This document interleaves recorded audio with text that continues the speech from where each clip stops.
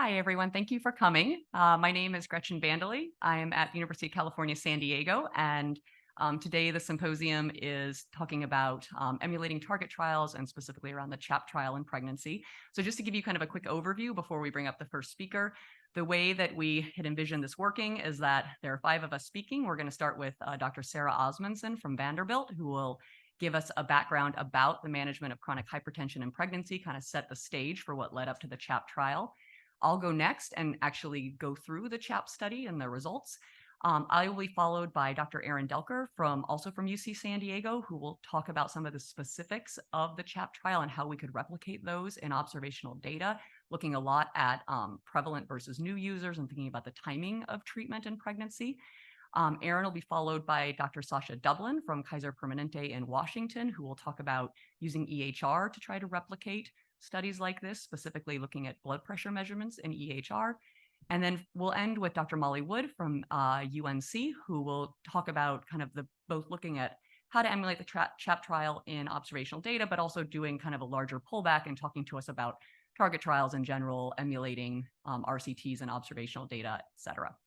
We're going to each come up, spend about 15 minutes. We'll take clarifying questions after each of the presentations, but then thinking that we should have time at the end to do a deeper Q&A. So we will ask just for clarifying questions and at the end, hopefully have time for more. So we will go ahead and start with Dr. Sarah Osmundson talking to us about chronic hypertension in pregnancy.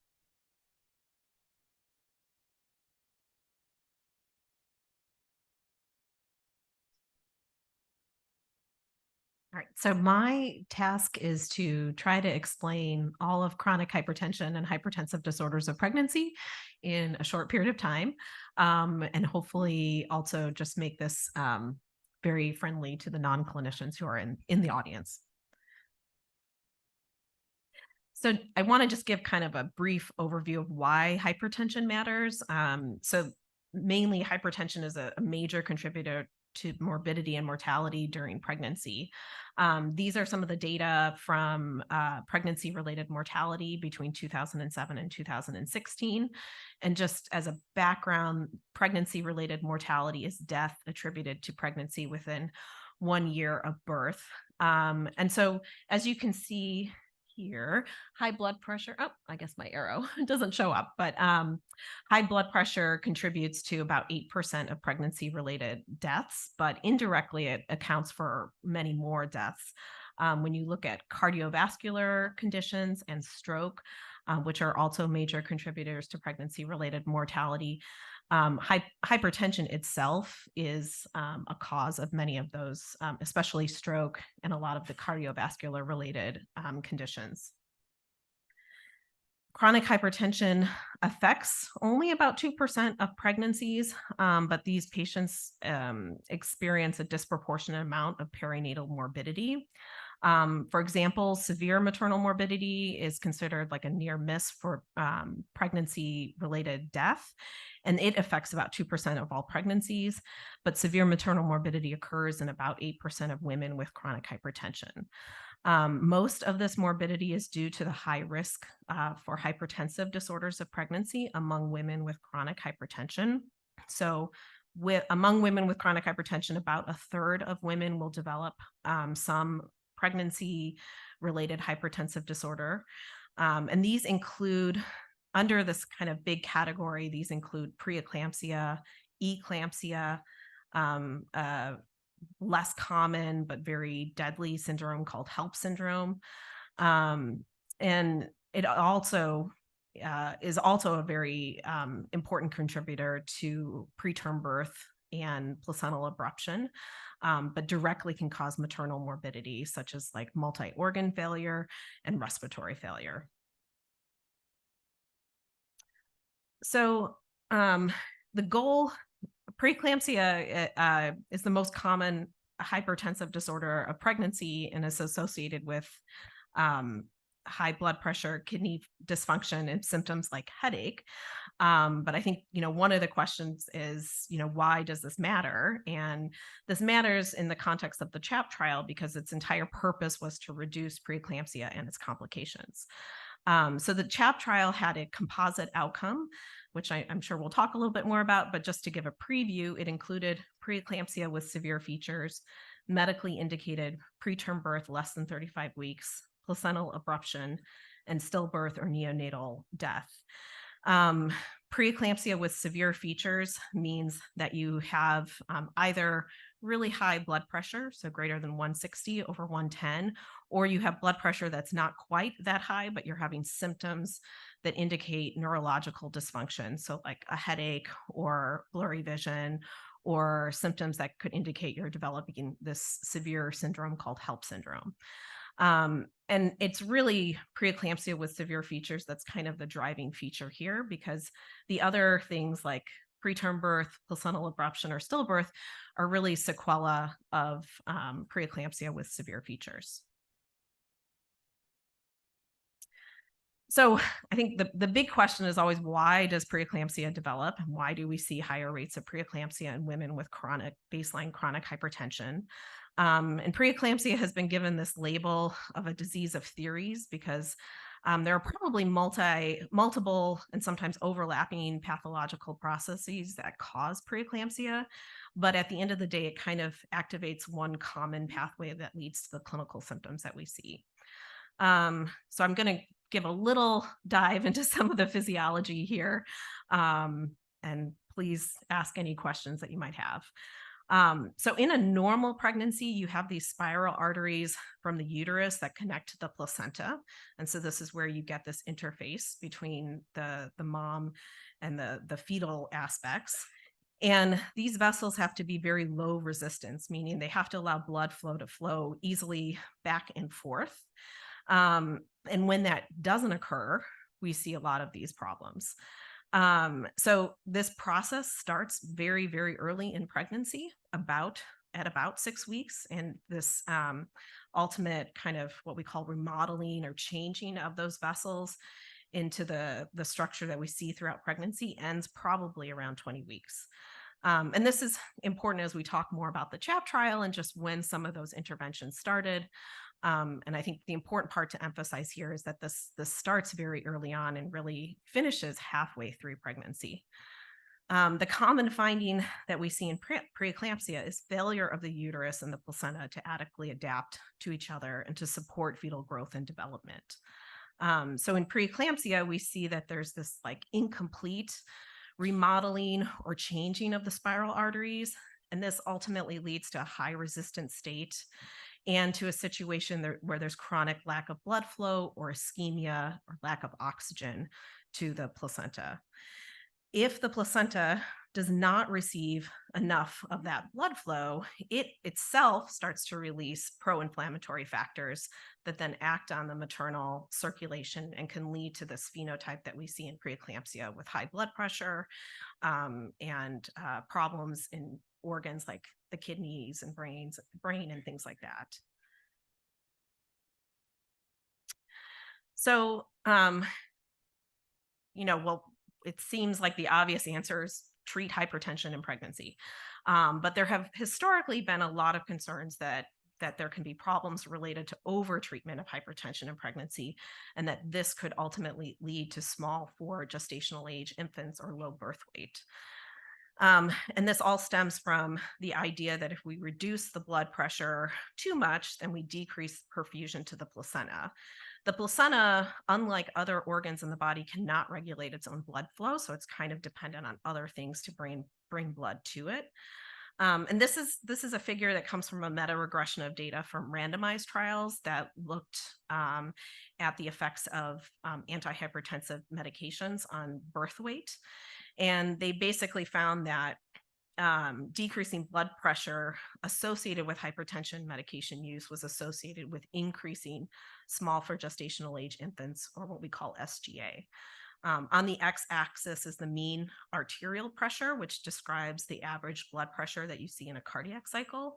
And then on the y-axis is basically like risk for small for gestational age. And you can see that with greater treatment-induced differences in blood pressure, there was an increasing odds for small for gestational age infants.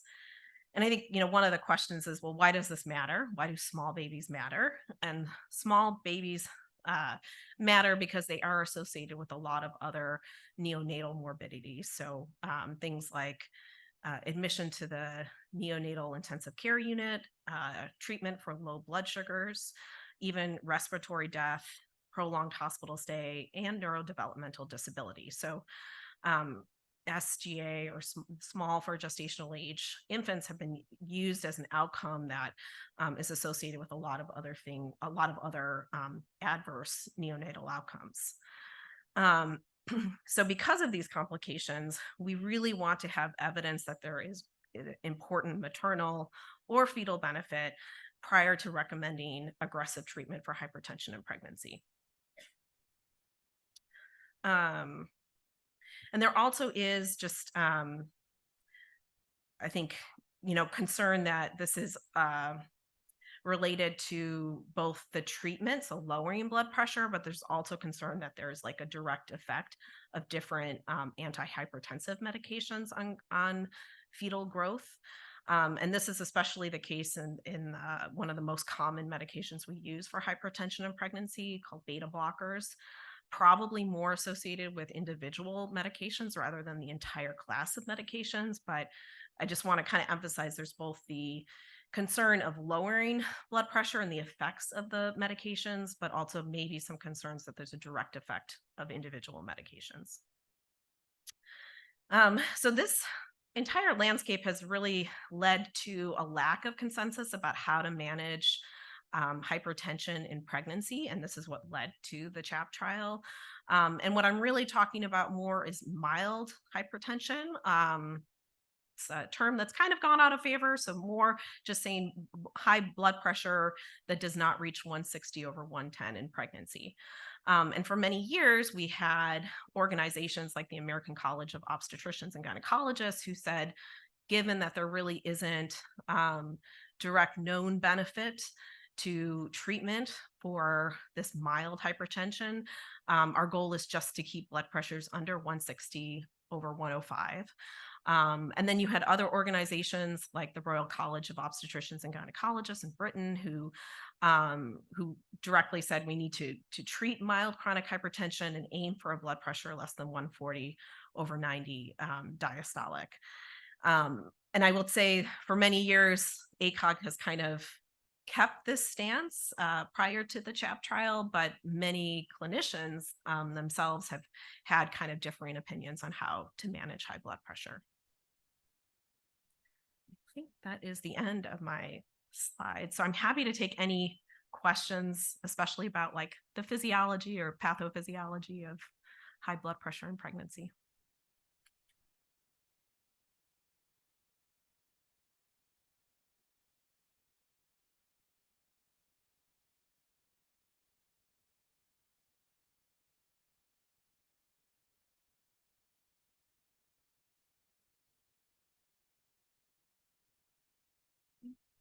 Oh, I think they're coming now.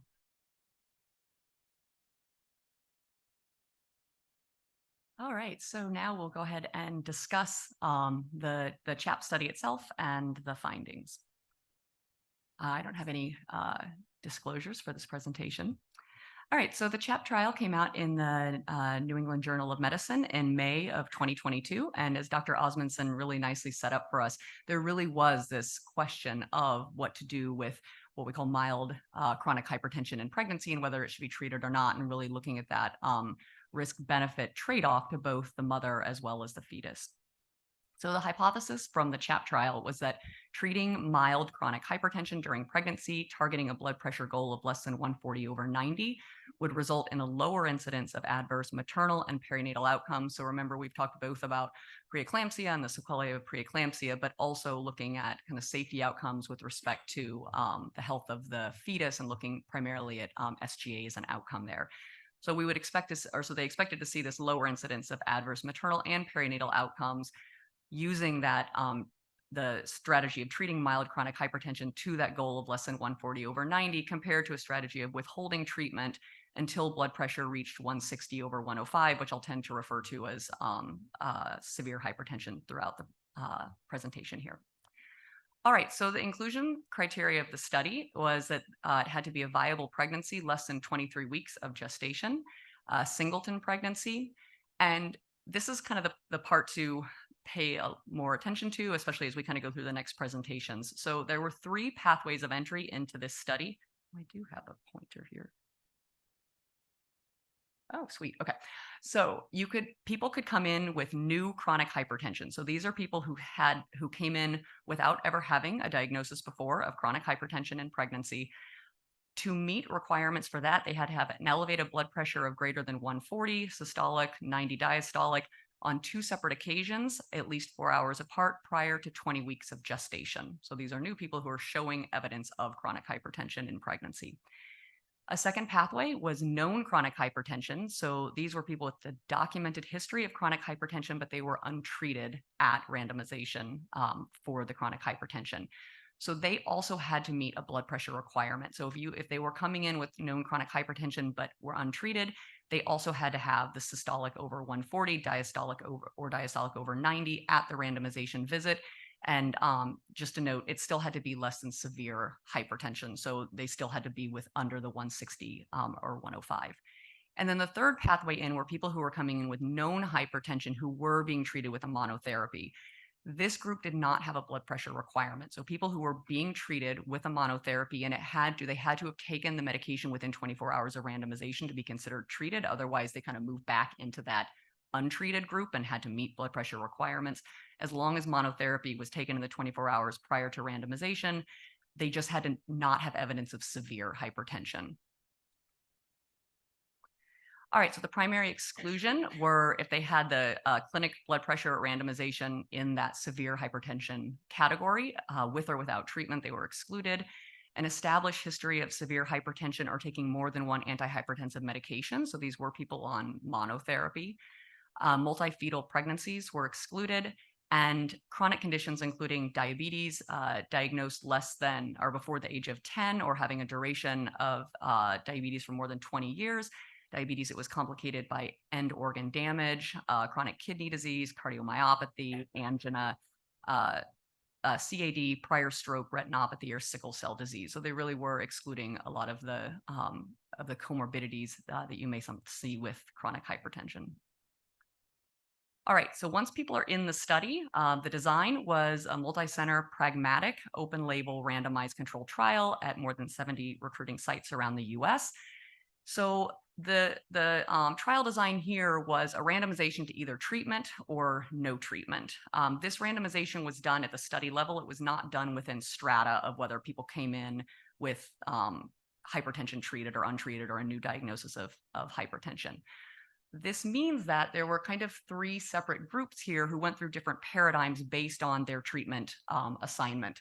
So if they had a new chronic hypertension or they had the known hypertension and were untreated, if they were randomized to treatment, that is that the goal was less than 140 over 90 for the blood pressure throughout pregnancy, they basically had a treatment initiated. That was their randomization assignment. If they came in and were not on treatment and were randomized to no treatment, a treatment was essentially withheld there until a blood pressure reached severe hypertension category, and then treatment would actually be initiated. The slight difference here, and what we'll kind of talk about as we go through some of the following presentations, is that if they came in on a monotherapy for chronic hypertension, if they were randomized into treatment, the treatment was continued. If they were randomized into no treatment, the treatment was discontinued. So we basically have a prevalent and a new users design here under the same study. And that's what's being contrasted within some of the subgroups that we'll look through. And just of note, if they were randomized into no treatment, but blood pressure hit that severe hypertension threshold, then the antihypertensive medications were initiated, and they then had the treatment goal of 140 over 90 as well. All right, so for the treatment group, anyone who was randomized into the treatment group this is a pragmatic study. They were randomized onto a first-line antihypertensive drug for pregnancy, labetalol or extended-release nifedipine, or medications such as amlodipine or methyldopa if preferred by the patient, and these were provided by the site. The control group received these similar antihypertensive medications if severe hypertension developed. The outcomes Dr. Osmondson discussed earlier. So it was a composite outcome with preeclampsia kind of being the primary outcome within this composite outcome, in addition to medically indicated preterm birth before 35 weeks of gestation, placental abruption, fetal death, or neonatal death. And then that safety outcome we talked about with the concern about SGA offspring was measured or defined as the weight measuring less than the 10th or the 5th percentile. So that was really the safety outcome of the study. These are the medications that people were on prior to randomization. So this trial ended up being kind of heavy on people who were on blood pressure medications at the time of study entry. What you can see here is while they weren't actually randomized by this group, they actually still had a really nice balance between those randomized into active treatment. And remember, the standard treatment group, all of these would be discontinued. But what you can see is that about a little over 30% were taking labetalol at randomization, and 13% taking nifedipine, and then the other medications were more rare at randomization into the study. The post-randomization, so these are the people that were then assigned onto active treatment, and kind of not surprisingly, this was a pragmatic trial. A lot of people were already on medications and could stay on those medications, and we ended up seeing primarily labetalol with nifedipine and coming in second, and then everything else much more rare in this that was used. All right, so they screened almost 30,000 women in the study, and 2,419 were randomized across 61 sites. The major exclusion reasons were that people didn't have the blood pressure requirements, so their blood pressure wasn't at 140 over 90 or higher to be included in the study, which again kind of favors the people who were already on antihypertensives and didn't have to meet those criteria. Advanced gestational age and medical exclusions were the other two primary exclusion categories. So this is their table one. What I wanted to kind of highlight here is that what you can see is that over half of the participants in the study were diagnosed and receiving medication at baseline. And then it was a pretty equal split between those who were newly diagnosed, 20%, and another 20% of those who were diagnosed but who were not receiving treatment at the study baseline. And then between the active and the control group, we can see that the cohort was primarily non-Hispanic Black, followed by non-Hispanic White. They tended to be more likely to be on government-assisted insurance or Medicaid. The way the data were presented here, they show the gestational age week of entry cut at 14 weeks. And what we can see is slightly less than half of the people had a gestational age of less than 14 weeks at study entry. But remember, they had to come in before 23 weeks, so the rest would be kind of between that age band. And then the only other thing I wanted to highlight was that the mean systolic blood pressure at randomization was 134 and the mean diastolic was 90. So this figure here is showing on the top the systolic blood pressure and the bottom the diastolic blood pressure by the treatment group. So what we can see here is that the numbers I just gave you, the 134 and 83 at study entry. And then what you can see is that the control group did maintain a slightly higher blood pressure, never even kind of up near the 140 across pregnancy. So this was the no treatment group, and the treatment group had a much lower or a lower systolic and diastolic blood pressures with a mean of 129 and 79 across gestation. At the end, I had talked about earlier, if someone's blood pressure did go up above 160, they would be rescued with medications. And so in the last antenatal visits, more patients in the active treatment group than the control group were on medications. So almost 90% in that active treatment group and about 25% in the control group. So they did end up having people who needed to then initiate antihypertensive treatment. The primary outcome here was that composite outcome, and although I circled the thing below it, which I'll get to, the adjusted risk ratio was 0.82. So they did find the advantage of treating with respect to this composite composite outcome versus not treating at about a 20% reduction in the composite outcome.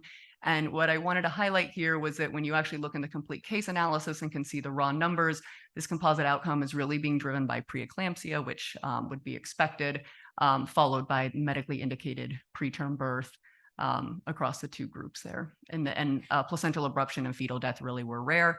The safety outcome they looked at, SGA, both at the 10th and the 5th percentile were null. So there was kind of no risk found associated with treatment initiation or treatment of hypertension with respect to SGA. This was a table that I think Dr. Delker and I kind of spent the most time looking at, and what really kind of prompted wanting to think about how to emulate a trial like this in observational data. So these are their subgroup analyses. We see that, again, that overall risk ratio of 0.8. But when they broke it down by those subgroups, so remember, randomization wasn't done by these subgroups, and I haven't seen data that actually shows any of the baseline characteristics by these subgroups. However, what you can see is that the real treatment effect is being driven by those who were diagnosed receiving medication, which was most of, or slightly over half of the cohort. The newly diagnosed had completely null results with respect to treatment versus no treatment. And the diagnosed who just weren't receiving medication had attenuated results there. So we really see that it really is more of this continuation versus cessation that appears to be driving these results more than treatment initiation. They stratified by gestational age at baseline, again, cut at 14 weeks. And you see there's not a lot of heterogeneity. So it didn't, at least cutting it at 14 weeks, there didn't seem to be a lot of difference between when treatment was initiated, keeping in mind that a lot of people were already on treatment. And so that was their discontinuation of treatment. And then what was kind of interesting was that they stratified by BMI at enrollment and really found the strongest effects in those with a BMI of under 30. Where you see this complete attenuation by the time someone has a BMI of over 40. All right, so the CHAP study concluded that in pregnant women with mild chronic hypertension, active treatment with a target of 140/90 was associated with better pregnancy outcomes. And the findings supported the treatment of pregnant women with chronic hypertension with a blood pressure target of that 140/90, including the continuation of their established antihypertensive therapy. So the questions that remained, and some of these that we'll talk about in the following presentations, are the results appear to be driven by prevalent users versus new users. How did those groups differ? If we're using observational data, what can we see about how those groups differ based on their characteristics? How to interpret the composite outcome. They didn't have a sample size large enough to really get into any of those kind of downstream sequelae there. A question about whether the heterogeneity, if there was heterogeneity by when treatment starts or when blood pressure control is achieved. It was really interesting hearing Dr. Osmundson's presentation about when it's thought that the vasculature of the placenta and that needing to be established by 6 to 20 weeks. A lot of this people were probably already on treatment at that point. And so discontinuing medication later, maybe you wouldn't expect it to have as much of an effect. And so trying to really understand that heterogeneity by the treatment initiation. Most people, when they came into the study, were already on labetalol or nifedipine, which tends to only be used in pregnancy. And so the question is, had they already been on something else first, or were they put on that earlier in pregnancy prior to coming into the study? Were these people more markers of having planned pregnancies? And then being able to understand the effects in the excluded groups, people with diabetes, multifetal gestations, that kind of stuff. And so the kind of takeaway from this is then what of these questions can we answer under a target trial approach? And with that, I'm going to hand it over to Dr. Delker.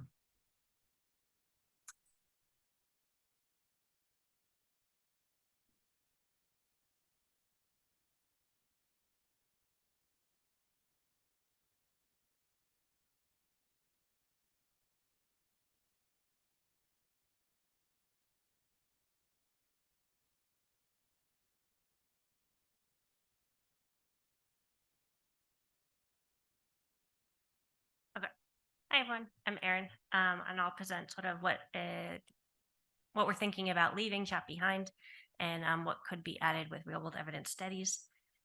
The research was funded by Thrasher Research Fund, and I used terms person giving birth, pregnant individuals, and pregnant women with acknowledgement that all people don't identify with these titles. And so without being duplicative, as we heard earlier, the primary conclusion from CHAP, right, essentially is that among pregnant individuals meeting trial inclusion criteria, those randomized to an antihypertensive treatment targeting a blood pressure of 140/90 had lower risk of this composite outcome compared to those individuals that were randomized to no treatment unless needed. And as Dr. Vanderlee mentioned, there was no change in the safety endpoint of small for gestational age, which was a really big deal and changed guidelines in the United States, at least. And now American College of Obstetrician and Gynecology recommends utilizing 140/90 as the new threshold for initiation or titration of medical therapy for chronic hypertension in pregnancy. So after publication of CHAP, we sought to emulate this trial within a population-based cohort in California. We used data file that included all California live births between 2015 and 2020 that were probabilistically linked to inpatient hospitalization and emergency room records for the person giving birth and the baby. We also linked these data to Medi-Cal inpatient, outpatient, and pharmacy claims, which then would allow measurement of prescription medication fills. And for analyses, we limited our sample to 32,005 individuals where a diagnosis of chronic hypertension was present in one of the three data sources. Our kind of remarkably naive rationale to do this was that if theoretically we could emulate CHAP trial using in this observational data source, then we could gain kind of confidence in using observational approaches to answer questions that were not permitted to be answered within a trial framework, but have important clinical implications. So for example, we could expand our observational study questions to disaggregate composite outcomes into the specific maternal and neonatal outcomes, which might inform mechanisms by which blood pressure lowering is beneficial. We could also examine rare outcomes that were underpowered in the trial, examine outcomes across the first year postpartum, so longer than the follow-up period, particularly because risk of cardiovascular related complications occur during this period. We could assess heterogeneity by demographic subgroups, and we could examine treatment effects in excluded populations, such as those with multiple pregnancies. I say this was kind of a naive rationale or motivation because in early planning, we ran into barriers that would suggest that we could not actually emulate the CHAP trial within our administrative data source. I'll highlight a few reasons. Most importantly is we cannot actually establish the same treatment strategy. So CHAP randomized individuals to a specific blood pressure threshold, and our data just has fills or no fills of blood pressure medication. So we know that a physician prescribed a medication and we know that that medication was filled, but we do not actually know what blood pressure was trying to be achieved. And secondly, and similarly, we were limited to diagnosis codes to identify chronic hypertension in pregnancy because no blood pressure values were available on file. And lastly, there were trial eligibility criteria that we could not measure. For instance, CHAP excluded individuals with diabetes diagnosis with duration over 20 years. And we don't have date of first diagnosis that goes beyond our look back period. And so we would not be able to identify these individuals. And this left us with the question of, well, what are the questions in this area that are remaining post-CHAP that can be informed with our observational data? And I'll present some very preliminary thoughts that we have so far. And I'm sure many people in this room have thought deeply about these as well. I'll focus on three remaining evidence gaps that we think can be informed by real-world evidence studies. First, as Dr. Vanderlee emphasized, CHAP included both prevalent users and new users. And so the question that remains is whether these groups and causal questions are comparable. In CHAP, the choice of drug was not randomized. So the question that remains is which antihypertensive drug is best for which patient. And three, CHAP randomized individuals after pregnancy recognition. And so the question that remains is whether the treatment effects vary by timing or duration of antihypertensive treatment or blood pressure control. So I'll first focus on distinguishing the prevalent and new users. So again, CHAP had these two eligibility criteria related to blood pressure and medication use at baseline. The first group of people eligible were women with new diagnoses or women with known untreated diagnoses of chronic hypertension. And as mentioned, these individuals needed a measured blood pressure of systolic between 140 to 159 and diastolic between 90 and 104 at screening. And this is the group we're calling quote unquote new users. And the second group of people eligible for the trial were women that were on antihypertensive therapy at baseline. And these women did not have strict blood pressure requirements. They were eligible as long as their systolic and diastolic blood pressures were below the thresholds for severe hypertension. And this is the group we'll call prevalent users. Of note, I've included a piece of the study consort diagram demonstrating again that of all individuals screened, only 8% were randomized into the study, which I think really emphasizes how difficult recruitment of this population is. Approximately 40% of the excluded individuals, which was the most common reason for exclusion, were those individuals that were untreated and had too low of blood pressure at baseline to meet criteria. And because of normative declines in blood pressure and expected declines in blood pressure early in pregnancy, it's certainly plausible that individuals with pre-existing hypertension would have been missed if they had blood pressure values dipping below the required thresholds at the time of screening. And thus they would have been excluded and making this a really hard entry into the study. In contrast, people that were on medication at baseline had an easier entry into the study because they didn't need to meet, there were no minimum blood pressure values in this group. And so we hypothesize that this may have led to oversampling of people on antihypertensive medication at baseline. And of course, as presented in CHAP, among individuals randomized, 56% are in this group that we're calling prevalent users, and 44% were in the group that we're calling new users. For comparison, in our real world sample, only 8% of individuals with a chronic hypertension diagnosis had a record of antihypertensive treatment prior to pregnancy. And now, of course, these samples are not directly comparable, and there's likely a misclassification of the antihypertensive treatment in our administrative database. But the dramatic difference is here got us thinking about how the overrepresentation of prevalent users in CHAP not only influence the generalizability of the CHAP trial results to other populations, but also thinking about how to analyze this question within an observational context. And I'll reiterate here that one of the most interesting pieces to me were those stratified analyses by subgroup of receipt or not receipt of medication at baseline. And we see that the risk ratio in the full sample was 0.82. And after stratifying by baseline medication use, we can see that the beneficial effect was being driven by the 56% of the sample that was receiving medication at baseline. In this group, the risk ratio was 0.73. And so we might interpret that as among individuals receiving medication at baseline, there was a 27% reduction in the composite outcome among people randomized to continue medication versus those that were randomized to stop or discontinue medication. And in the other groups, which comprised the new users, the risk ratios were attenuated and null in the newly diagnosed. Now, differences between the prevalent and the new users were not reported in the primary CHAP publication. I'm sure that will come. We were, however, able to examine differences in these groups in the California population-based cohort.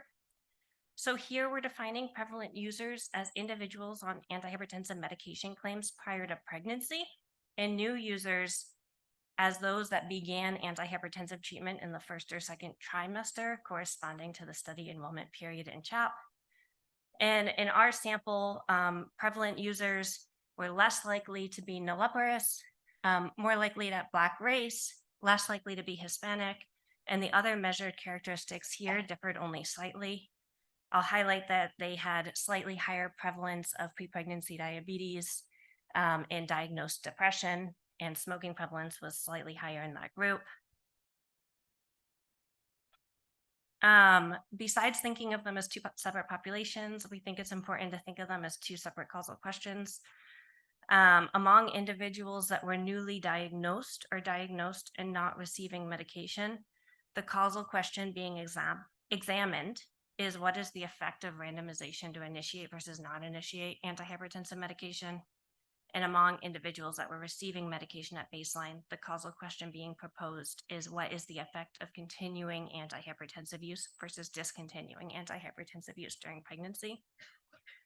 And in our observational work, we're considering these questions as two different, such that they need to be examined in separate studies. Question one is more intuitive, I think, because it aligns with the new user designs that are frequently used in pharmacoepi, in which we're examining outcomes among those that initiated. Here I'm looking at those that are initiating during the CHAP eligibility criteria or eligibility period of LMP to 23 weeks compared to those that had not initiated at that time. And then question two is more tricky because these are the prevalent users. And so here we're more interested in the effect of discontinuation and looking at differences among those that discontinued during the CHAP eligibility period compared to those that continued throughout. I'll highlight, though, that there are two, I think, well, probably more, but two notable threats to internal validity that should be considered with these approaches. First, we'll need to use strategies to avoid immortal time bias because our follow-up time starting at LMP is misaligned with when first treatment occurs, which is assigning people into the treatment group. And Dr. Wood will talk about that shortly. And we also must assume that we can measure and adjust for all reasons why someone may or may not initiate a drug and why someone may or may not continue or discontinue a drug. And this will require measurement of both these baseline and time varying covariates, and hopefully can be informed by our clinical colleagues that have expertise in treatment decision making. The second question is about the choice of drugs. So which antihypertensive drug is best for which patients? And here we're planning a head-to-head design, subsetting the data file to include only individuals that were exposed to medication. It's well established that this would help reduce concerns related to confounding by indication that bias these studies with a no exposure control group. Though I write some in italics because we're still assuming that we can measure all the reasons why someone would have been started on one drug versus another. And importantly, this is answering a very different causal question. And so the question here is that conditional on the decision to treat has already been made. What do the outcomes look like under one drug compared to a different drug? It's still an important clinical question, but just notably a different, our answer is not comparable to the answers examined with other studies. Just to look, so Dr. Bandley looked at or presented what drugs were used in CHAP and labetalol. Among the active treatment group, labetalol was most frequent, which was about 60%, and 36% received nifedipine, and very few people received other drugs.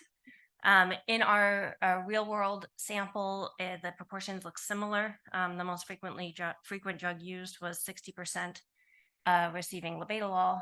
Nifedipine was used in 11%. And 28% of pregnancies used methyldopa. Notably, these percentages add up to more than 100% because we had individuals that were exposed to multiple types of drugs. And here we're considering using only the new users to answer this head-to-head design question, and thinking about for every individual that starts labetalol, matching them to an individual that started nifedipine or methyldopa around the same gestational age and comparing outcomes, regardless of treatment switching down the line. We do not think we can answer this question with the prevalent users simply because our look back period is such that we don't know whether the drug that someone came into our study on is actually the first drug that they were assigned or whether they had already switched treatment prior to what we're able to observe and measure. And then lastly, I'll touch quickly on the question about, do treatment effects vary by the timing of antihypertensive treatment? And we started today learning about how pregnancy is this dynamic state that's changing by week. So timing in this context is really important. Dr. Osmundson covered earlier the origins of preeclampsia are developing between 6 and 20 weeks when the vasculature of the placenta is developed. And because of this kind of critical period, we may be interested in the research question of whether achieving blood pressure control prior to a specific time point in pregnancy is important to receive maximum benefit. And this is one of our hypotheses of why those prevalent users may be benefited from the drug more than others, is because perhaps they had blood pressure control for a longer period or blood pressure control earlier in pregnancy because they came in on the drug. And the new users that were assigned to treatment when entering the study maybe didn't have that same opportunity. And we need to think about sensitive periods here in this question. CHAP did stratify by gestational age at baseline at 14 weeks. Notably, this stratification doesn't answer our question about timing because we don't know how the new and prevalent users are distributed in these groups. So for instance, someone could have came into the study after 14 weeks. However, it doesn't mean that they weren't a prevalent user and have had blood pressure control long before that. The hypothetical trial to answer this timing question seems somewhat implausible. So we would need to identify eligible individuals at LNP or even before and follow them through conception and pregnancy. And ideally, we'd want to randomize to the timing of treatment initiation. Maybe some we randomize to treat immediately and some we randomize to various delays. And as you can imagine, this would require lots of people and is probably not plausible. And so it's an opportunity where real world evidence can inform this gap. And we're proposing two different approaches. One would be to model the effects of a time varying daily antihypertensive exposure with an interaction by gestational week, testing effect modification by time, hypothesizing that earlier gestational exposure might have a larger benefit. And then number two is we'd really be shifting the causal question around specific sensitivity periods and accordingly adjusting the operationalization of that exposure. So we could, for instance, dichotomize the exposure and compare those that receive treatment prior to 6 weeks versus not. And of course, the threats to internal validity here are that we're making the assumption that we can measure and adjust for factors contributing to varying medication start dates among people, which likely are things like pregnancy planning, pregnancy recognition time, engagement in care, and all sorts of factors. And then secondly, importantly, is we really need frequently measured blood pressure values to answer the questions about timing under blood pressure control, which is a distinct construct from timing on antihypertensive medication. And Dr. Dublin will talk about that today. And so in sum, the CHAP study answered one causal research question related to randomization to a specific blood pressure control, though many other questions with important clinical implications remain. And I've highlighted three. How do we best handle new and prevalent users and analyses? And do we need different guidelines for these different populations? And two, which drug works best for which people? And three, what is the best time to initiate antihypertensive medication in pregnancies? Thank you.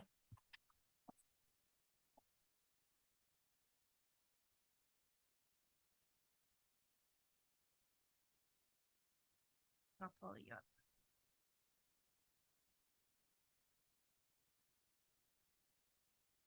Standing in the back, once you come and sit, there's definitely some seats scattered. So raise your hand if you have a seat near you. Or make any seats available that are near the aisle.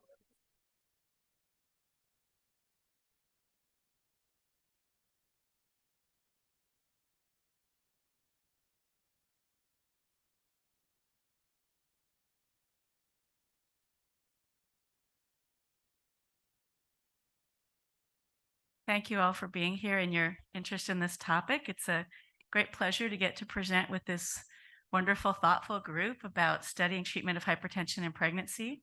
And I'll be focusing on our use of electronic health records data, sharing some concepts and some examples from our work. And the work I'm presenting today was funded by the U.S. National Institutes of Health. So the topics I'd like to cover include the use of the actual blood pressure values taken from clinical electronic medical records. We'll touch a little bit on why these would be needed and some of the algorithms that we developed and how they performed in our data. I'll present some results from an observational study we did. We actually proposed and initiated it before the CHAP study was announced that compared different blood pressure thresholds for initiating antihypertensive medications in pregnancy using, again, observational data, and then wrap up with a summary and some conclusions. So maybe I'm stating the obvious after we've heard such interesting presentations about the requirements of CHAP, but why, to state the obvious, why would you need blood pressure values? Well, if you think about your goal is to identify a target population of pregnant people with mild chronic hypertension, First of all, if we think about the CHAP study inclusion criteria, one of the major ways people entered the study was by having newly diagnosed hypertension, meaning 2 measured blood pressures at or above 140/90. So it's nice to be able to apply those criteria directly, straightforwardly to blood pressure values to identify people who would have been analogous to those enrolling. But I think really importantly, the exclusion criterion is how do you find those people with severe hypertension and remove them from the sample? Because if their blood pressure is above that threshold for severe, it really wouldn't be appropriate to randomize them because it wouldn't be ethical for them to not receive treatment. And with diagnosis codes alone, there's really no way to identify those people with a severe value.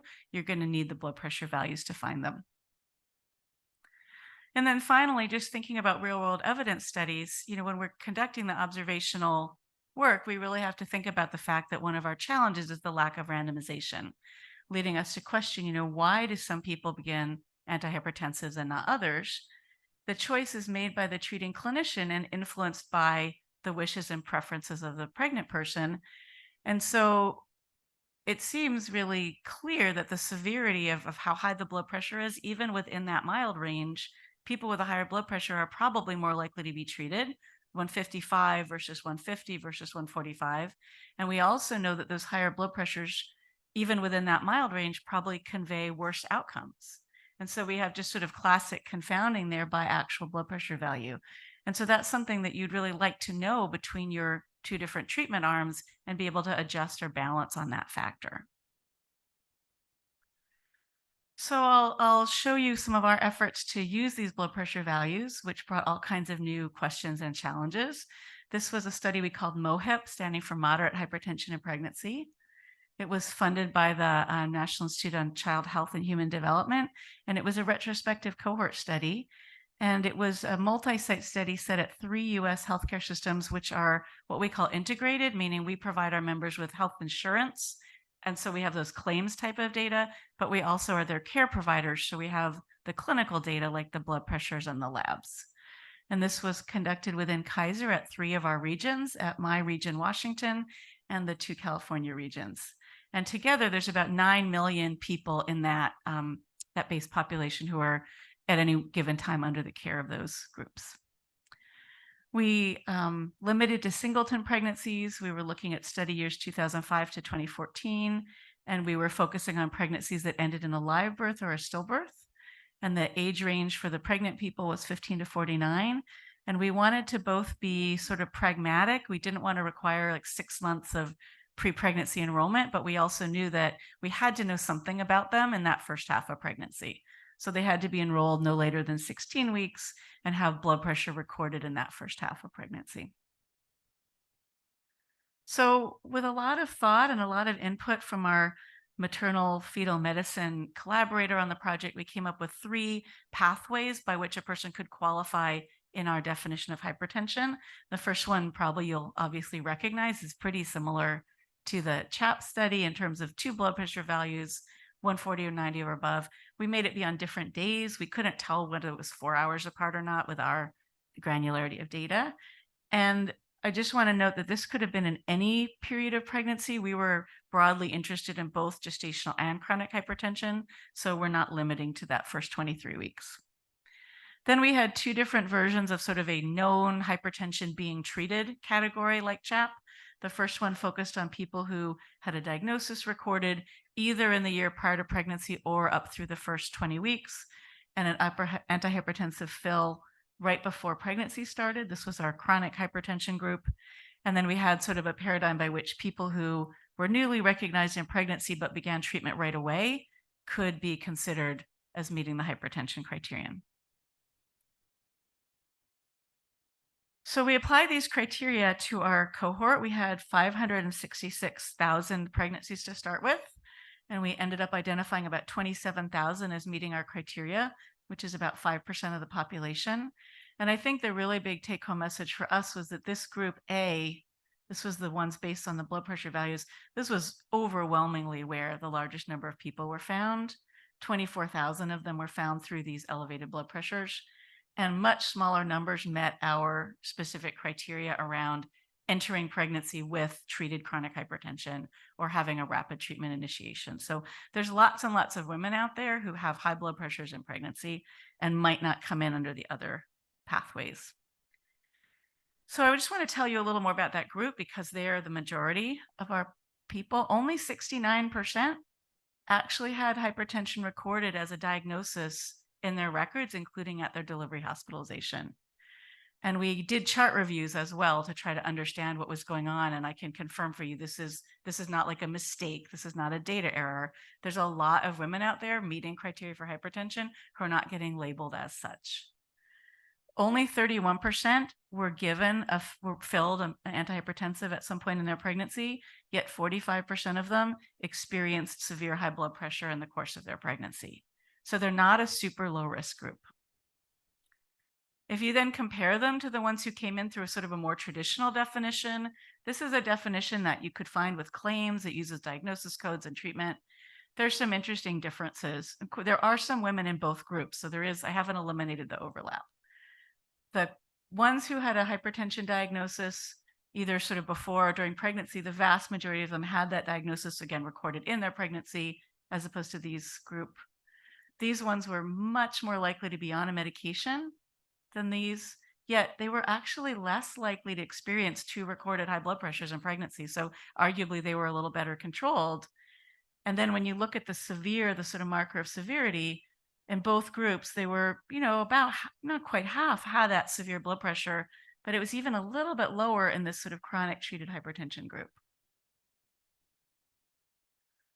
So again, here's a group, large group. Some of them will be missed in a claims-based study because they didn't have a diagnosis code, yet there's indicators that they're actually a fairly high-risk population.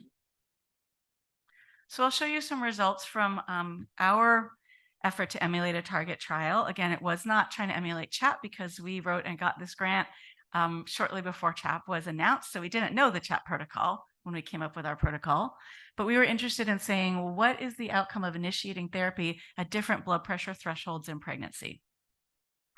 So our objective was to compare the risks and benefits of initiating therapy in people not on it. So that's a difference from CHAP at a variety of treatment thresholds. And of course, the beauty of real world data is we didn't have to pick treatment arms. We could have tons of treatment arms. So we were able to look not just at a sort of fairly aggressive threshold compared to a referent group, which was meeting what at that time was the ACOG recommendation of don't treat until you hit 160 over 110. But we could look at all those intermediate levels as well. And I'll just point out, this has actually been published in the past year. It was led by Lindsay Avalos, whose group did really stellar work. So our framework was attempting to emulate a target trial. We had our eligibility criteria and our index date. We actually thought really hard about what gestational age to look at, and we ended up choosing to look only at the index dates, the elevated blood pressure at or beyond 20 weeks gestation. And this was because we were not able to identify pregnancy losses that happened in the first 20 weeks. And we thought it would be really problematic to be missing all of those outcomes in our study.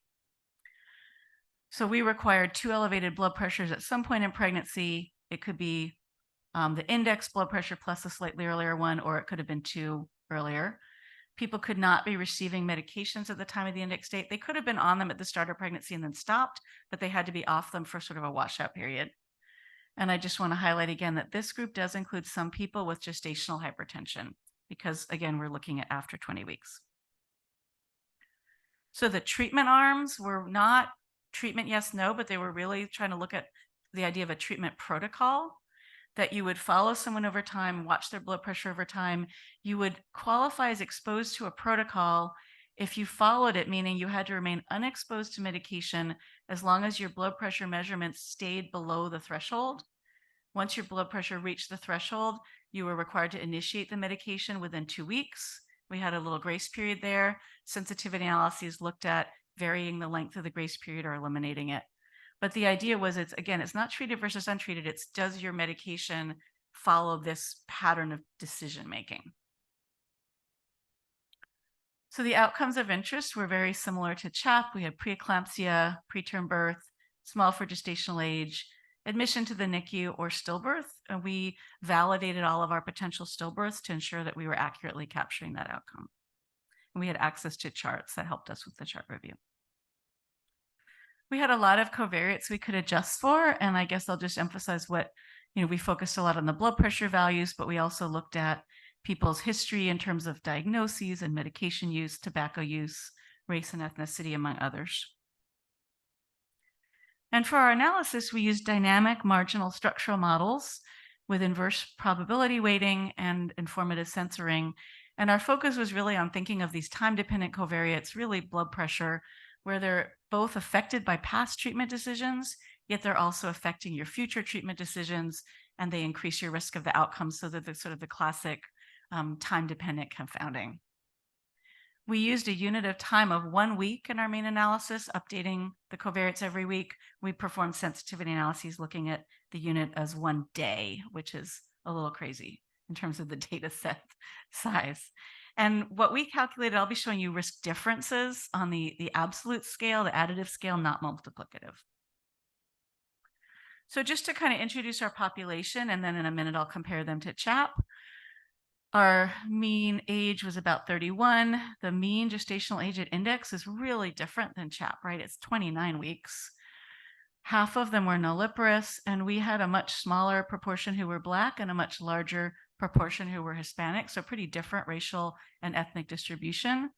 And 57% of these patients had chronic hypertension, so that's over half, but it's still really different than CHAP. Very few had used antihypertensive medications before pregnancy, and relatively few actually went on to use them in the course of the follow-up. So when you compare them to CHAP, again, just to sort of highlight, in CHAP, 40% were randomized at less than 14 weeks, so that's a lot earlier, a lot less were nulliparous. Half were Black or African American, so really different population. They had 100% with chronic hypertension, and they had 56% on a medication at the time that some treatment decision was made, and ours were all people who were medication unexposed at their index. So I'll show you a smattering of the results, and for more detailed results, this was published, and you can find it and delve into it more deeply if you're interested. But so this is comparing the people initiating at the most aggressive treatment following that protocol, that as soon as they cross 140/90, they initiate within 2 weeks. And we're comparing them to the group following the ACOG standard, which was treatment at 160/110. And we had a really shocking amount of excess preeclampsia cases. I'm not used to seeing risk differences of 39. So that would say of 100 women in the study, there were 39 extra cases of preeclampsia. We had statistically significant worse outcomes for almost everything we looked at. For SGA, there were 10 additional cases. For NICU, there were 20. And even for stillbirth, we had a statistically significant higher risk of stillbirth in the group treated at the more aggressive lower threshold. Just for comparison, I'll show you one of the other treatment thresholds. There was sort of almost kind of a dose response where there were worse outcomes uniformly in the more aggressive treatment strategies, but the magnitude got smaller and smaller the closer you got to the referent group. So here, there's still an increased risk of preeclampsia, though a lot smaller. Now there's a significant risk of preterm birth. NICU is a lot lower, but still statistically significant, and there's no association anymore with stillbirth. But the overall pattern of the lower treatment thresholds have worse outcomes was really surprising to us. We had gone in with the opposite hypothesis, and so we were really stunned. So we spent a lot of time asking, what are we missing? Where's the unmeasured confounding? What are the variables we're not thinking of? And we did a ton of sensitivity analyses. And no matter what we did, the results didn't change very much. So it really has led us, and I think this seminar has been a great chance for me to really think hard about this, all of the ways that we were different from CHAP. So many ways. So first of all, we have a lot of people with gestational hypertension. We have a really different racial and ethnic distribution. We have a really different gestational age we're looking at. So if you think that these spiral arteries and those things are changing back at sort of 6 weeks, 8 weeks, by the time you get to 29, 30, 31 weeks, those things are done. And maybe now depriving people of blood pressure and perfusion and blood flow is actually going to make things a lot worse. We had a different treatment. Everyone in our study was either initiating or not. We weren't taking away medication from anyone. And in CHAP, half of the episodes were a person who came in on antihypertensive who had it stopped. And that's where there really seemed to be harm from stopping. So I think there's a lot of reasons beyond the question of confounding, although I certainly think, we have to be aware that there could have been confounding. So summary, having blood pressure values, I hope I've showed you many of the reasons that it might be important to actually have measured blood pressure values in your data set if you want to try to emulate CHAP or to do work in this vein. We've shown some algorithms we use that we think were, had some interesting results, and feel free to tweak them. We know that some of the decisions we made around 30 versus 60 versus 90 days are really arbitrary, but I hope these definitions are a good starting point for other people. It was really interesting to us how many people we found who really do qualify based on clinical criteria as having hypertension, who didn't actually get a diagnosis code recorded, and who would likely be omitted from studies we do that use administrative data. And just that our observational study, where we tried to really use the rigorous cutting edge methods, target trial emulation, inverse probability weighting, we found, worse outcomes associated with initiating treatment at lower blood pressure values, which is important in the face of the fact that ACOG changed their guidelines based on a single clinical trial. And so I think it's really important that we be watching for unexpected consequences.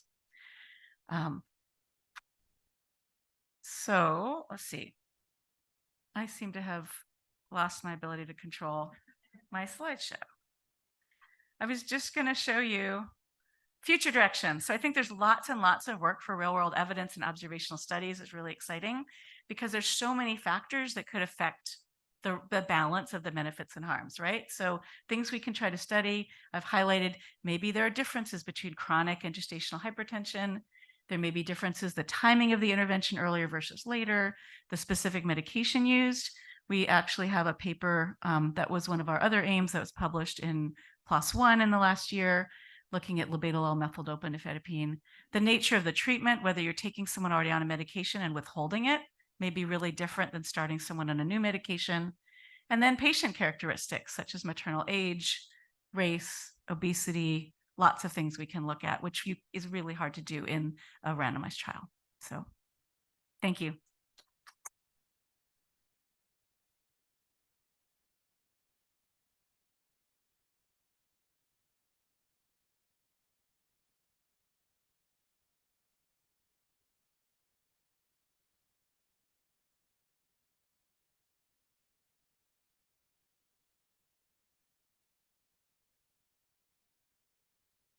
Okay, hey everybody. My name is Molly Wood. I am at UNC Chapel Hill, and my job is to take all of this diverse information we've learned over the course of the symposium and kind of take a step back, think about what this work implies for learning about how to study medications in pregnancy, and particularly for people who have chronic conditions and may have had a treatment prior to pregnancy or made treatment decisions early. These are my disclosures. Okay, so this is Miguel Hernan's joke and I'm stealing it. There are, of course, 2 steps to doing causal inference. First, we ask a question and then we answer it, and it's very simple. So the first step is in the target trial framework is that we specify the trial that we would do if our resources and our ethics allowed. And another name that we might use for that could be for the causal question we're asking there could be an estimand. We don't have to say that. And then the next step is to describe how we would emulate that trial using observational data. So how to reproduce the components of the estimand in available data, recognizing that some aspects can never be mimicked in observational data, such as random assignment of treatment. So the components of a target trial broadly are eligibility, the treatment strategies that will be compared, the method of treatment assignment, what outcomes are of interest, the follow-up time, what causal contrasts we're doing, and the statistical analysis will apply to get those causal contrasts. Those are all of these things you need to specify to be able to get an estimand. And in a trial, these are fixed by design, right? There's no moving these around once you've started the trial. In observational studies, that's not necessarily true. So we might think about this in terms of a study design diagram. And the key point I wanted to note here is we're looking at time 0, the point at which eligibility is determined, treatment is assigned, and follow-up begins. And biases in observational data can often arise when there's a misalignment between these elements of the estimand. Okay, I imagine almost everyone in the room works with pregnancy, but just in case, I want you to have a look at some of these things and think about how many people perhaps who get pregnant recognize their pregnancy at more than 7 weeks gestation. So that's 2 months after the last menstrual period. 22% of intended pregnancies, approximately, at least in the US, recognize pregnancy 2 months into gestation or more. And 34 to 36 of unwanted or mistimed pregnancies. So if you weren't planning to be pregnant or you didn't want to be, you're likely to recognize that pregnancy later. Timing of earliest positive home pregnancy test around 1 day after the menstrual period, so about 4 gestational weeks. Average timing of entry to prenatal care. The first visit is recommended between 6 and 11 gestational weeks for low-risk pregnancies, but about 80% of US women initiate in the first trimester, which means 20% initiate later, and some don't initiate at all. In terms of the proportion of non-live births among all people who get pregnant, this is actually a really interesting question. All of these are interesting questions, but approximately 10 to 20% of clinically recognized pregnancies don't end in a live birth, and some enormous proportion, more than 30% potentially, of conceptions. So this is the context I want us to think about when we are thinking about treatments in pregnancy and specifically treatment decisions in pregnancy. So if we're starting from a number of people who are planning a pregnancy, not all of them will become pregnant, right? And of those who weren't planning a pregnancy, some will. We know in the US, a little less than 50% of pregnancies are unintended. Not all pregnancies will survive to the 20th gestational week, and not all of those pregnancies will end in live birth. So we need to think about, is our target population people who are planning a pregnancy, people who actually became pregnant, people who have an observed pregnancy that we're able to see in our data source. So when we're talking about target trials in pregnancy, it's important to remember, but also to be cautious about the fact that pregnancy comes with its own very specific time anchors. And there are things like the first day of the last menstrual period, the estimated date of conception, the boundaries of trimesters, maybe limits of viability, things like that.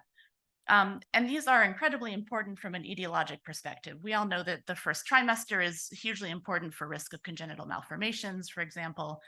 But this does mean that the denominator changes over time due to selection, due to preterm delivery, and for all kinds of other reasons. So we have really talked about what questions CHAP answered and what questions it didn't answer. I wanted to note here that these are the components of the estimand that might be interesting for us to think about here: the treatment strategy, what outcomes are assigned, and particularly about eligibility. So CHAP is done among pregnant people in the first 22 weeks of gestation without significant comorbidities and with no fetal abnormalities. So think about how far along in pregnancy you would need to be to qualify to be in CHAP versus how far along you would have to be to not qualify, or all of this is time dependent, yes? What question does CHAP not answer? I mean, a lot. We've also talked about that, but it doesn't answer this question among pregnancies that will result in live birth, right? And it doesn't answer the question of what happens if we randomize people at last menstrual period. And the reason for that is that presumably, despite this beautiful study, CHAP is an incredible trial and we're very lucky to have it. Presumably the study team couldn't see into the future and they didn't have a time machine. So the trial eligibility determined based on the characteristics that were present at the time of screening and enrollment in the study. Participants are deemed eligible to participate, assigned to a treatment strategy, and monitored for outcomes beginning at the same time. So this is why we might be interested in doing a target trial emulation in pregnancy. And I want to highlight some recent methods work on this particular area in pregnancy. There's a paper on vaccination with Sonia Hernandez as a lead author. Ellie Caniglia has this great paper on antibiotic treatment and immortal time bias. Mireille Schnitzer has this paper on inhaled corticosteroids. These are all lovely examples and they're great methods papers, so have a look at them if you want to really dig into this. there are, of course, others. The characteristics in common for these methods papers, I think, are that these are point treatments. They're consistent with new user designs because they're not treating necessarily chronic conditions. And there's no need to consider changes from preconception treatment for these medications. These are medications that are given at the time for a specific need, not to treat an ongoing event. Chronic hypertension is a pregestational condition, and diagnosis and treatment initiation could occur before or during pregnancy. Blood pressure control is associated with pregnancy loss, preeclampsia, preterm delivery, stillbirth, maternal morbidity, and mortality. So the concern that we might have here is that periconception treatment decisions could affect membership in a study population. So why be worried about this? Studies often proceed, and I'm sure I'm guilty of this, I'm absolutely guilty of this, as though eligibility and treatment assignment occur at the first day of the last menstrual period. No one is pregnant on the first day of the last menstrual period, importantly. The time of pregnancy recognition varies, as we've talked about. So when is someone actually eligible for the trial that we're trying to emulate in our observational data? There's an important difference between that target population, all pregnancies, all conceptions potentially, and the people who are actually in the data source that we're using. So we've heard from Sasha, who's using Kaiser EHR data, which is also claims. We've heard from Erin, who's talking about using California claims data. I'm working with some EHR data at UNC. All of these are hugely different in terms of how they measure things and when people are identified into potentially a pregnancy cohort. It's important to remember pregnancies that end in early losses will never be known to the healthcare system. They're not going to show up in our data. And we also know that people make decisions about treatments when they find out they're pregnant, before they see their prenatal care provider, before they talk to their clinician. We just don't know what's happening in that time between last menstrual period or potentially the time before conception, and that first contact with the healthcare system when someone has recognized that they've become pregnant and the healthcare system does too. I've been jokingly calling this, I'm really calling it immortal time, but I've been jokingly calling this imaginary time bias because we know that person is pregnant, but we don't have any information about what they were doing as a result of that pregnancy. So we might be interested in using contacts with the healthcare system as a time at which some person might be pregnant or might be eligible for our study. So as a potential time zero, we might think about the first prenatal care visit, for example. We might think about the anatomy ultrasound. We might think about any of these contacts with the healthcare system, again, at which point the healthcare system and our data source knows the person is pregnant. So we may not capture all losses or selection that happen after that point, but we'll certainly capture more. Okay, so we might then specify a treatment strategy of initiating therapy within some number of days of the first prenatal care encounter. Those losses that might happen following the prenatal care encounter are much more likely to be recorded. Immortal time could still be a problem after that prenatal care assessment, but we have methods that can deal with this, so it's more tractable. One such method might be trying to do sequential trials, right? So Sonia's paper on the COVID vaccination booster deals with this. Ellie's paper on antibiotic use in preterm delivery proposes some approaches for doing sequential trials, but the general idea is that at each gestational week, or perhaps at each prenatal care encounter, someone's eligibility for the trial is assessed. They're either assigned to treatment or non-treatment or to whatever treatment strategies we're considering. They're followed forward, and then another trial is done at the following gestational week, at which point we might decide to pool estimates for an overall treatment effect, or we might be able to look at estimates that are specific to a gestational week if we think that that might be an important determinant of treatment effectiveness. We could potentially try a clone sensor weight approach to deal with immortal time. So if someone is pregnant, has a diagnosis of hypertension, is currently on, say, an ACE inhibitor, which are generally not recommended in pregnancy, and they are before gestational week 16, for example. At the first prenatal care encounter, perhaps we assign them to a treatment strategy of either continuing their ACE inhibitor or switching to labetalol. And we say they need to do it within, say, 2 weeks of that prenatal care encounter. So because those treatment strategies aren't distinct at the time of the prenatal visit, we clone each observation and we censor the observation at which point they're no longer consistent with the treatment that they were assigned to. And then we deal with the created selection bias by using inverse probability of censoring weights. So I'm hearing some possible objections in my head, and I'm sure we'll talk about some of them in the discussion, but one of them is early pregnancy is really important, especially for birth defects. So what if we can't, are we saying we can't use that time? Is that not available for us to do studies? And also not everyone enters prenatal care in the first trimester. Are we saying that we shouldn't be considering people who initiate care late? And those are true. And I think that arguably the sample present at prenatal care initiation is the only group available for a hypothetical intervention. So if we are estimating the effect of a medication in pregnancy and we see an increased risk of some important outcome, that necessarily implies an intervention, right? So what is the intervention that we might want to do as a result of that? If we can't specify that intervention in a way that could really be done in clinical practice, I'm not sure what we're doing with these studies. I think that it suggests that we might want to evaluate the effects of treatment very early in pregnancy.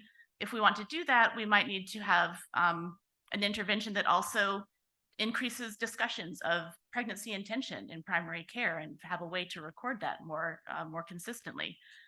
We might intervene to get people into prenatal care earlier, which is good for all kinds of reasons.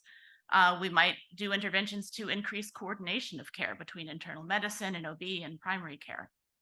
I think that so in this case, it's not just intervening on the drug change, it's also intervening on ways to get people into our intervention or our hypothetical intervention. And if studies include really early exposures, we need to at least be more explicit about the potential for selection that's happening between conception or last menstrual period and the time of pregnancy recognition. Okay. In the summary, this work is really hard. There are a lot of newer approaches to try to deal with those potential losses when we're talking, again, specifically about treatments of chronic conditions and treatment decisions early in pregnancy, where we might be worried about selection bias around the periconception period. I think that we need to better align our study sample with a target population, even if that means starting observations before pregnancy, potentially beginning with a preconception sample, and paying attention, of course, to how to deal with competing or intercurrent events if we do a preconception intervention and not everyone gets pregnant. So this paper is up as a preprint, which if you're interested in the details of this, please feel free, and I'd love to have some comments. And that's all I have today. So thank you.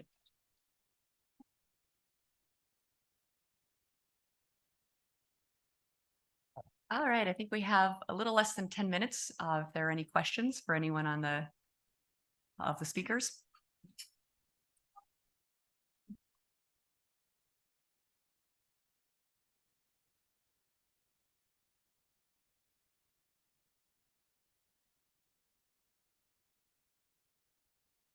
Hi, this is Javier García Albeniz from Marti Health Solutions. My question is about the emulation using Kaiser data. So this emulation is about when to start treatment, depending on the values of the blood pressure. So I guess that at time zero, people could be compliant with several strategies at time zero. I wonder, how do you manage that in this study? Yeah, so I'm trying to channel Lindsay Avalos and Romain Neugebauer, who are really the people guiding this study. But so you're right that a person in a given week might actually be complying with different protocols, and they would contribute information to that arm, and then they would be censored at the time that they stop complying with a given arm. So if they start treatment too early, they're complying with the earliest treatment arm for longer, and then they're not complying any longer with the treatment arms that call for them to allow the blood pressure to rise further. So sorry, as a follow-up. So, and you're using a grace period. So at least for the length of the grace of the 2 weeks period, everyone is compliant with all strategies. Yes, for the Okay. first 2 weeks, I guess everybody would be compliant with everything. So my question is, did you clone individuals into every strategy, or did you randomize them to the different strategies? Because otherwise, how do you classify that? Yeah, so we didn't clone. Well, it's a good question. When we started we were doing this study at a time I don't think any of us were using the terminology clone sensor weight at that point. This was like, I think we were funded from sort of 2015 to 2020. But it may be analogous in that each person is counted in each arm. And then when they stop complying with that arm, they're censored, and we use inverse probability weights to account for the censoring. So I think it may essentially be cloned sensor weight. So at time zero, your database was 44,000 individuals. It wasn't 44,000. I don't remember. You had 11,000 eligible individuals, right? And for a strategy. That, I mean, We can follow up later. We didn't discuss it in that way, but that seems reasonable to me. Yes. Okay, thank you. Hi, I'm Chase Latour, University of North Carolina at Chapel Hill. These are all great presentations. I'll say I've been really interested in the concept of people that have clinical measures that suggest that they have chronic hypertension, but it doesn't seem that it's clinically recognized or there's not evidence of it. And so, Sasha, I think this question's most pertinent for you, but I don't know if others have information they want to add. Can you talk a little bit more about that population that qualified as having hypertension based on blood pressure, but never actually received a diagnosis? Sure. So it's really interesting, and I think it's really challenging because you're trying to read the minds, right, of their providers. And so some of the things I've observed, because I practice clinically 1 day a week in a primary care setting, but I think more important, we had a maternal fetal medicine specialist, Dr. Tom Easterling, on the project, who is really an eminent name in the field of hypertension and pregnancy. So Tom's argument was that at that point, ACOG was saying, don't treat till you hit 160 over 110. And he thought it was for a provider to sit and say, this person has chronic hypertension, yet I'm electing not to treat, was a really challenging and kind of, you could say it's cognitive dissonance, you could say it's fear of medical legal liability, but to actually document chronic hypertension in the absence of a decision to treat was very unlikely to happen. So he was feeling like the decision to treat is actually driving the coding. And I would say, as a provider who codes in Epic, when I write a treatment, my EMR forces me to assign a diagnosis and link them, and I'm not allowed to sign otherwise. So treatment drives coding to some extent. The other piece I think we see a lot in our primary care setting is person walks in the door, maybe they're in a rush, they're stressed, they get their blood pressure checked, it's high. Our first impulse is, we'll let you relax, we'll check it again, it'll come down. And people will often just believe the second blood pressure and ignore the first. But Tom's argument was a hallmark of hypertension in pregnancy and the disorders like preeclampsia is this lability. And so if you just choose the value you like better, you just check the blood pressure until you get a good one, and then you ignore the bad ones, you're actually going to miss people who are high risk. And so I think we may have had some of that sort of wishful thinking of, I got the blood pressure to come down, therefore I can ignore the first value. Whereas in our study, we chose to take the highest value in a given day based on guidance from our MFM. Thank you. That's really helpful. And I will just concur with all of that too, but also the other side, as someone who sees them at 20 weeks and is going through these blood pressures from the beginning of pregnancy, trying to decide what was going through my colleagues' minds, you will see these spurious blood pressure measurements in the chart. You can ask the patient about them. Sometimes they remember them, sometimes they don't. And then a lot of times we're seeing them at 20 weeks and their blood pressure is rock solid normal. It may not be normal later on, but it's very hard to then say, I'm going to give you a diagnosis of chronic hypertension and start you on medication now with normal blood pressure. Thank you. Hi, Azar Marabadi. I'm from Dalhousie University here in Halifax. This is more of a comment than a question, so feel free to respond or not respond. This is a really fascinating discussion in the sense that it's it seems like a dilemma we're having in obstetric care when the results of trials don't correspond with observational findings. It reminds me a lot of the ARRIVE trial, where you find no association with induction and cesarean section, and yet you see the association in the observational data. So it's this dilemma of, is it the external validity, or is it what's happening, you know? The other comments I had were just about the struggle we're having right now with these proxy outcomes and whether they're valid or not. I know at the Society for Pediatric and Perinatal Epidemiology Research, we had a very charged discussion about using SGA as an outcome. Is it valid or not? They made a very strong argument that we should just drop it completely. But I guess the question is open. Is it in this particular situation? Is it different? So no, again, it's just a comment. And I know we were struggling with real world evidence data using NICU admission as an outcome, because some of the clinicians were arguing, well, we don't actually have NICUs, and this is in Nova Scotia, in some hospitals, or it's a different model of care. So is that a really valid outcome? Whereas I guess you could argue if it was at a tertiary care center, it might be fair to use it. So. Oh, I will just say that, like, I agree entirely with you. And even as I was reviewing, you know, SGA as an outcome, I had the same sort of quandary. And really the outcome for these trials should be severe maternal morbidity. Like, that's what really matters. Preeclampsia, I mean, our diagnosis of preeclampsia even changed during this time. We've become much more aggressive about early delivery. So even that outcome of indicated preterm birth, like, I think our threshold to induce and deliver early has transformed over this time period, that it almost makes it not, I mean, I think some people would say, well, that's where a lot of the infant morbidity is at, and the cost associated with it. But I agree. I struggle with the fact that I'm not sure that these are the best outcomes. Sorry, I didn't mention that with preterm birth, but I know that the FDA for the McKenna trial made that strong argument that it was also a proxy outcome. Right. And I mean, I think the McKenna studies are really good, and that we have been burned by our randomized control trials before. And I think, you know, as much as I think there's wonderful aspects of the CHAP trial, we've learned a lot from it.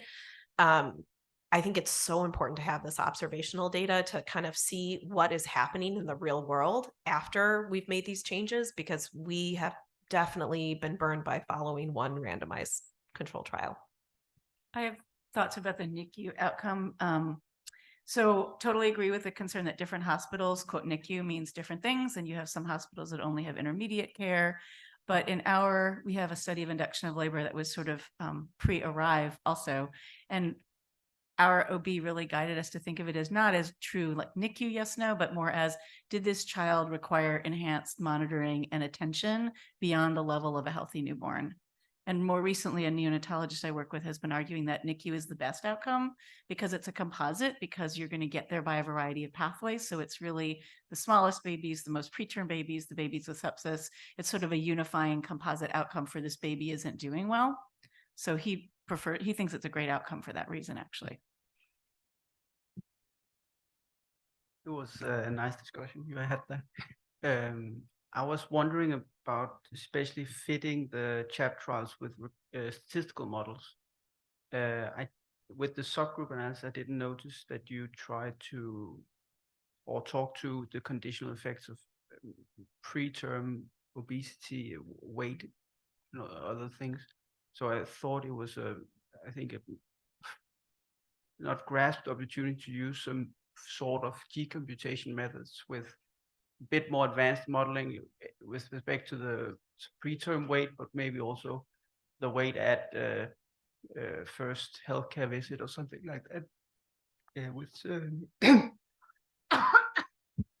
spline models, because that diagnosed and treated weight subgroup, they were probably more obese.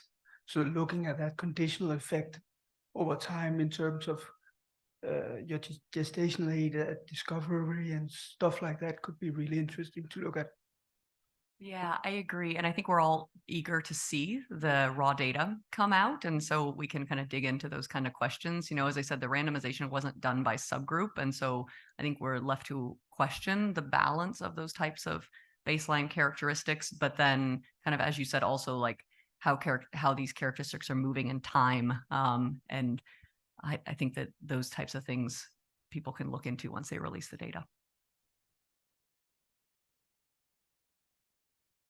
Hi, Jacob Kars from the University of North Carolina. This is a really fantastic session. Thank you all. I think this question's most pertinent to Sasha's work.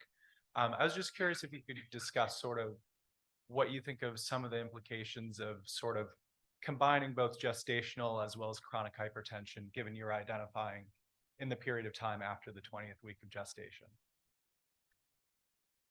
Yeah, I mean, I think it's challenging, and I definitely would also look to Sarah for thoughts and comments on this. I think, you know, some of the thinking that shaped our decisions was very practical, again, maybe shaped by having clinicians so involved in designing the study that there are lots of women who come into pregnancy where it's really hard to decide whether they truly have gestational or chronic, because by the time they enter prenatal care, they may have had that natural drop in blood pressure that masked it.